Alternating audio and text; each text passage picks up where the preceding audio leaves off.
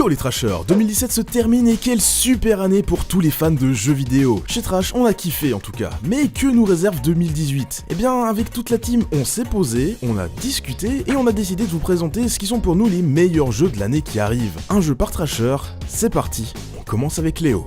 Darksiders 3. Je ne pensais jamais pouvoir prononcer ces mots. Darksiders 3 est un jeu qui est revenu d'entre les morts après la faillite de THQ, ceux qui étaient derrière les deux premiers opus. Pour résumer, ce sont des histoires autour des cavaliers de l'apocalypse, guerre, mort, famine et conquête. Les deux premiers sont des action RPG extrêmement bourrins, regorgeant de secrets et d'énigmes qui apportaient beaucoup de satisfaction. Mais bon, avec cette histoire de faillite, on n'était pas sûr de voir les aventures des deux autres cavaliers, chaque jeu se basant sur l'un d'eux. Et pourtant, voilà l'annonce des aventures de famine prévues pour 2018 et moi, ça me hype carrément. Surtout que le gameplay a l'air vraiment différent des autres. Guerre avait une grosse épée de guerrier, Mort était plus ambidextre avec ses faux, et là on est encore plus agile avec le fouet que va posséder Famine. Et comme les deux premiers, il y a de grandes chances que je tente le 100% sur ce jeu. J'espère qu'en tout cas il marchera pour espérer que Conquête ait aussi son jeu un jour et que l'histoire des 4 cavaliers soit complète.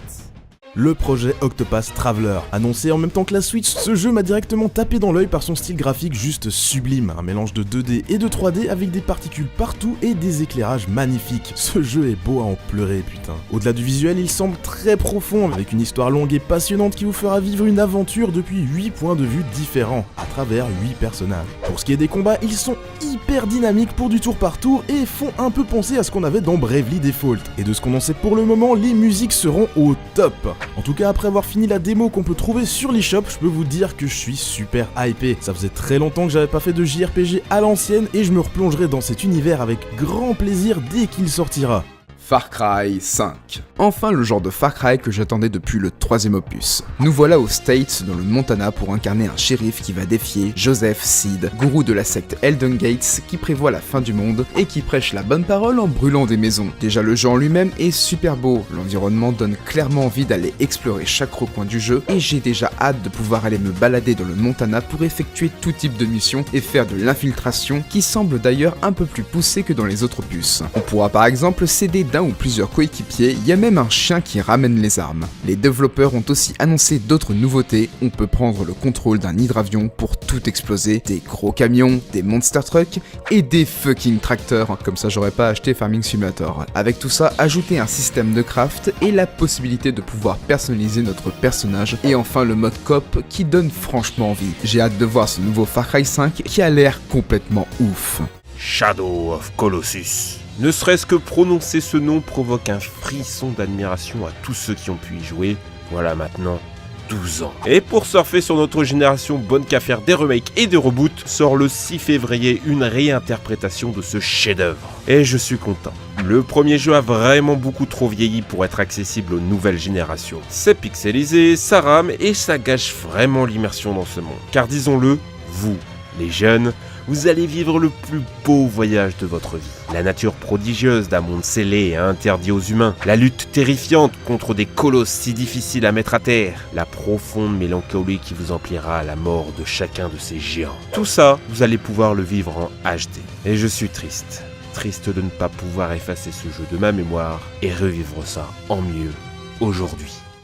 Fait. Pour ma part, Fe est le jeu qui me fait frissonner à l'approche de 2018. Il s'inscrit dans la lignée d'Ori and the Blind Forest ou encore Journey. Jeux reconnus pour leur beauté sonore, visuelle et cette sensation si particulière, mélange entre bien-être et admiration. Ce genre de jeu me captive, je suis pris dedans et je kiffe les dévorer. Dans Fe, on incarne un pseudo-renard vivant dans une forêt nordique, mystérieusement attaqué par des créatures se faisant appeler silencieux. Pour éclaircir le mystère qui plane autour de ses envahisseurs, notre petit renard va pouvoir communiquer avec la faune et la flore environnante afin que celle-ci lui apprennent de nouvelles aptitudes. Le tout en se montrant furtif et attentif au moindre son alentour, potentiel signal d'un danger proche. Il faut savoir que le jeu semble beaucoup se baser sur l'aspect sonore pour nous permettre de progresser, aspect qui est pour moi bien trop délaissé dans les jeux vidéo encore aujourd'hui. Cela dit, le visuel n'est pas en reste, avec un univers qui m'a directement fasciné. Le jeu est annoncé courant 2018 et il me tarde d'y jouer. En plus, il sortira sur toutes les plateformes, PC comme console de salon et même sur la Nintendo Switch. Je vous explique pas le kiff de pouvoir jouer à ce jeu partout. World of Warcraft, Battle for Azeroth.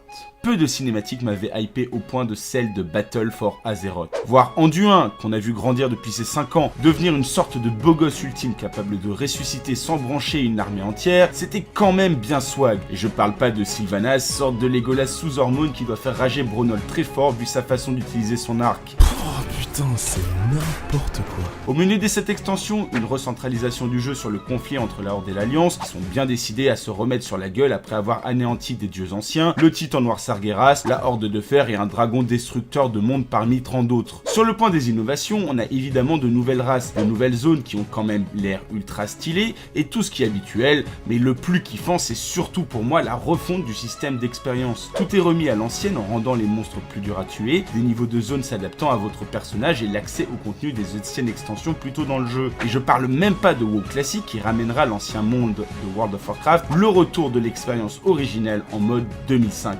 Le gros kiff. Ah, et bien sûr...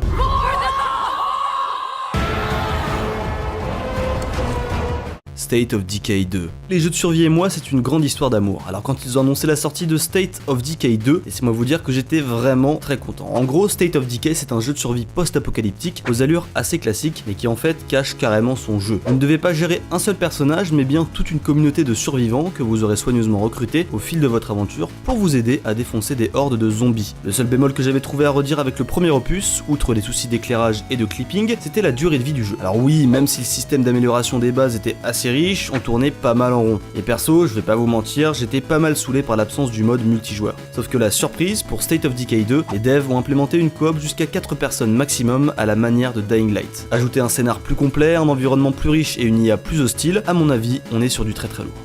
Monster Hunter World. Enfin Capcom se décide à se pencher sérieusement sur l'une de ses séries les plus lucratives. Enfin, elle est dépoussiérée. Enfin du changement. On va pas se mentir, Monster Hunter, fondamentalement, c'est tout le temps la même chose depuis 13 ans. L'argument marketing de chaque nouvelle itération étant nouvelle zone, plus de monstres, plus d'armes, plus d'armure, mais pas Monster Hunter World. Alors dans les faits, les fondements de Monster Hunter restent les mêmes. Chasser du monstre, farmer pour affronter des monstres plus gros et plus forts. Ce qui change, c'est que Monster Hunter World est plus gentil. Il est pas plus simple, plus gentil. Votre personnage est plus souple, les coups moins rigides, le jeu passe enfin en HD et pas un bête portage comme sur Wii U. Surtout, c'est la fin des zones instanciées. Chaque map est une map ouverte, découpée en zones où il est possible de se mouvoir sans temps de chargement, ce qui apporte beaucoup à la manière d'appréhender la chasse, donnant beaucoup de naturel à la traque. Par exemple, chaque zone correspond à un territoire du monstre, territoire qu'il défend. Comprenez que si un autre monstre pénètre dessus, il risque fort d'y avoir baston entre deux bestiaux, une baston qui peut se créer naturellement ou que vous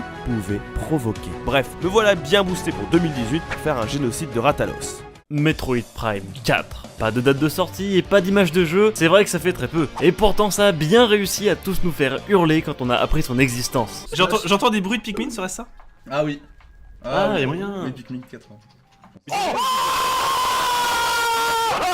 Et en même temps, c'est bien normal quand on se rend compte à quel point c'était inespéré de revoir Metroid Prime. Le scénario semblait avoir trouvé une fin et on commençait à sentir l'essoufflement de la série qui avait certes été excellente. On avait tous un peu oublié cette série qui était déjà devenue un jeu rétro. On n'y croyait plus et là Nintendo en 2017 ils arrivent pépère. Oui bonjour, on a des nouveaux jeux qui arrivent, genre Kirby, Yoshi ou je sais pas, Metroid Prime. Vous comprenez donc pourquoi c'est de la folie, pourquoi il nous a tous autant remué et pourquoi c'est le jeu que j'attends le plus. Il sortira sûrement pas en 2018, mais bon perso, je croise les doigts. Car oui, il y a beaucoup de jeux qu'on attend mais qui ne sortiront très certainement pas en 2018. Je pourrais même dire que je me réjouis déjà de 2019. On peut citer pêle-mêle Cyberpunk 2077, Death Stranding, Beyond Good and Evil 2, Final Fantasy VII Remake, Shenmue 3... Non je déconne, personne l'attend celui-là. À part ça, cette vidéo était très personnelle, alors venez pas saouler en commentaire en demandant pourquoi on n'a pas mis Kingdom Hearts ou God of War. Allez les gens, toute l'équipe vous souhaite une très belle année 2018, merci à tous de nous suivre, des gros bisous et à l'année prochaine.